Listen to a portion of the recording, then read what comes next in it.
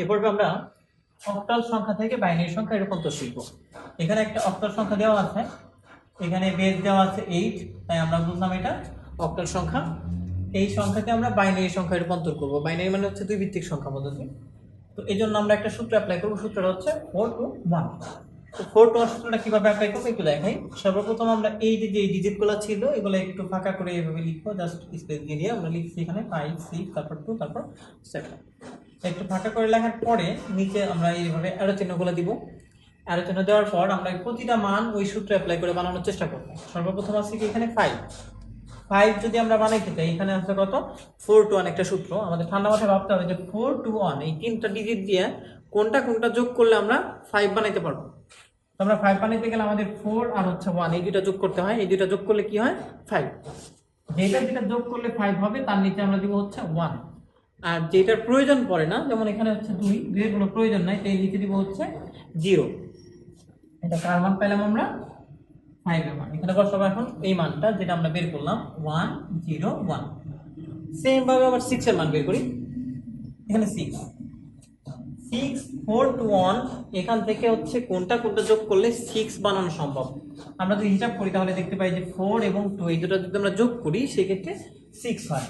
তাহলে 4 এবং 2 নিচে দিব হচ্ছে 1, আর যে 1 আছে এটা আমাদের 6 বানানোর জন্য প্রয়োজন নাই, তাই এটা নিচে দিব কি 0। তো পেয়ে গেলাম আমরা 6 এর মান। 6 এর মান কত পাইলাম আমরা 1 1 0। এবার এই যে পয়েন্ট আছে এই রেডিক্স পয়েন্টটা আমরা মূলত এখানে রেখে দিব জাস্ট সোজা। এরপর আছে আবার 2। তো আমরা 2 যদি এই সূত্র দিয়ে অ্যাপ্লাই করে বানাইতে যাই সেই ক্ষেত্রে আমাদের 2 বানানোর জন্য কি প্রয়োজন, 2 বানানোর জন্য শুধু 2ই প্রয়োজন, কারণ এখানে 2 অলরেডি আছে।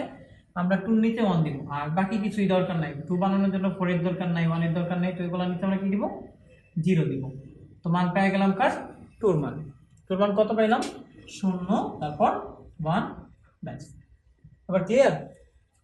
এবার হচ্ছে 7 এর মান বানানোর জন্য আমরা কি করব 4 to 1 এখান থেকে কোনটা কোনটা যোগ করলে 7 হয় একটু ঠান্ডা মাথায় খেয়াল করি। 4 আর 2 যদি যোগ করি সেক্ষেত্রে হয় 6, তার সাথে 1 যোগ করলে কত হয় 7। তার মানে তিনোটাই প্রয়োজন, তার মানে তিনোটাই আমরা দিব এইভাবে 1। এটা কার মান পেলাম 7 এর মান। তো 7 এর মান আমরা এখানে বসাই দিই 1 2 3, মানে তিনটা 1 আসছে 7 এর মান। এবার আমরা যে মানটা পাইলাম টোটাল মান দিয়ে একটা অ্যানসার লিখব। প্রথমে প্রশ্নটা লিখবো এইভাবে 56.27, এটা হচ্ছে আমাদের প্রশ্ন, সমান এই যে অ্যানসারটা আসছে এটা বসাই দিব এখানে 1 0 1, তারপর হচ্ছে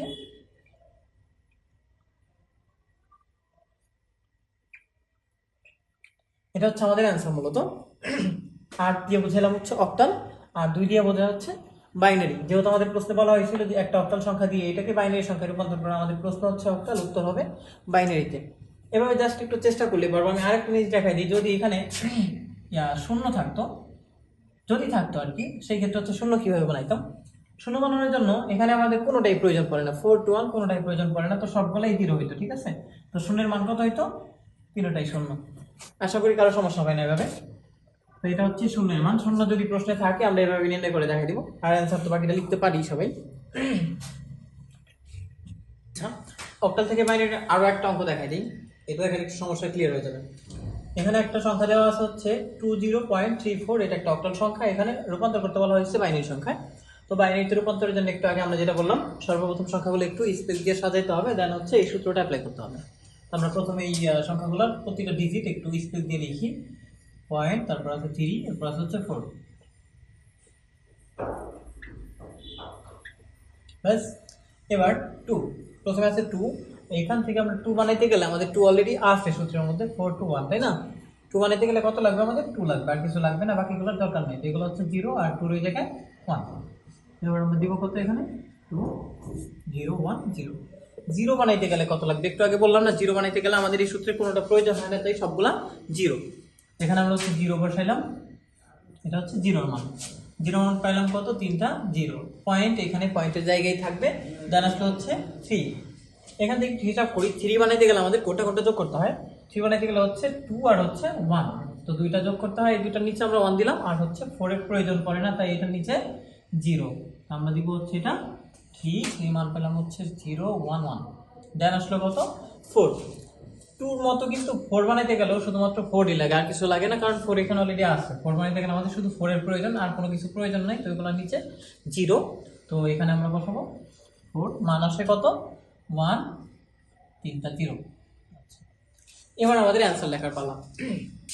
মানগুলো বসানোর পর আমরা অ্যান্সার লিখবো কিভাবে? সর্বপ্রথম আমাদের মূল প্রশ্নটা কি আছে, 20.34, এটা আছে হচ্ছে অক্টালে সমান।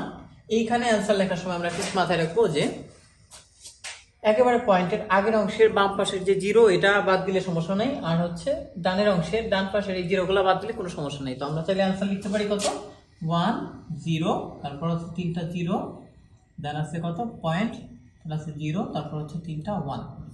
এই হচ্ছে আমাদের বাইনারি। ক্লিয়ার? মানে অ্যান্সার লেখার সময় বলছি পয়েন্টের আগের অংশের 0 বাদ, পয়েন্টের আগের অংশে কোন 0, বামের 0টাই, এই 0টা বাদ গেছে, এখানে আরো থাকলে আরো 0 বাদ যেত। আর ডানের অংশ হচ্ছে ডান পাশের 0 বাদ, বামের অংশের বামের 0 বাদ, আর ডানের অংশের ডানের 0 বাদ।